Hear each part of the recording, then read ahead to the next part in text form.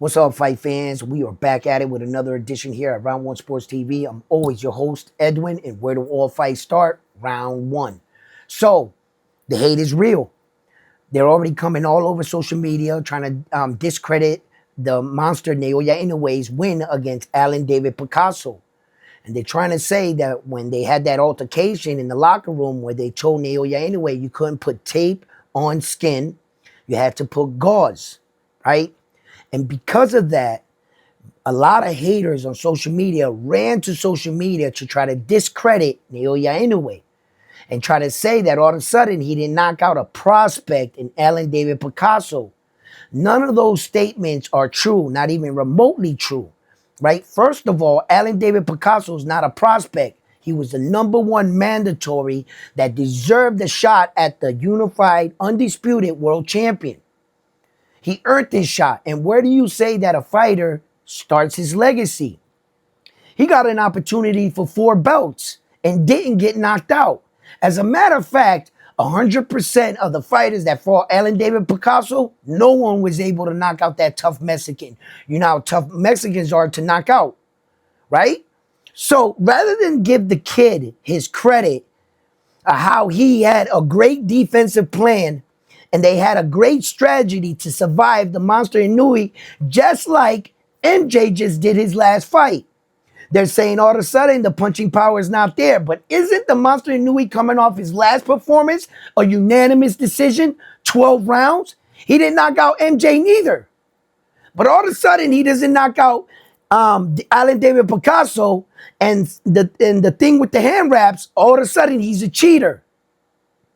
If you look at Naoya Inoue's 122-pound reign, you will see that it was a difficult one. A lot of fighters were taking him into deep waters. He went 8 rounds with Stephen Kubo Fulton, 11 rounds with Marlon Tapales. He got a couple easy fights with Yi Young Kim in there with the 4th round and stuff. But we've seen that his fights have been difficult ones. He got dropped twice at 122 pounds. These guys are bigger. They can hit harder. So just because he's not knocking out this guy right here and the last guy, now all of a sudden it's hand wraps. Man, the hate is real. The hate is truly real.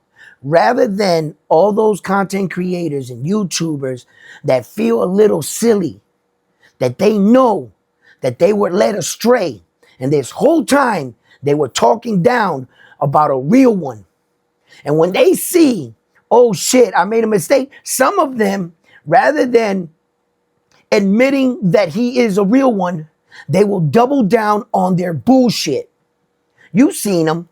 I don't have to mention names. You've seen the people that have doubled down on this.